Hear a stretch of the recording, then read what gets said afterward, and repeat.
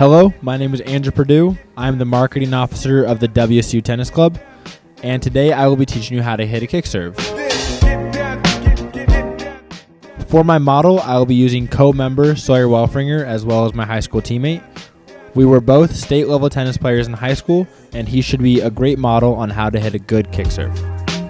The first thing we will need to learn when learning how to hit a kick serve is how to grip the racket. For the kick serve, we will be using the Continental grip, otherwise known as the handshake grip.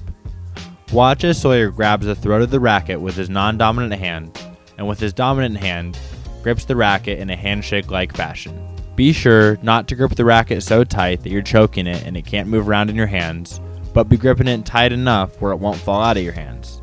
You need to have a somewhat loose grip in order to get the correct spin on the ball. The second thing you need to look at with a kick serve, again, before even hitting the ball, is how to toss the ball. For the toss and the kick serve, you want the ball to be out over your head like shown. You can practice just tossing the ball up and not hitting it, like Sawyer does here. Next, let's talk about the motion of your serve. Watch as Sawyer keeps his arm close to his body on the racket's entire path up, right up until he hits the ball. This is what we like to call climbing the mountain. Climbing the mountain is important because if you keep the racket too far away from your body, it will result in inconsistent serves.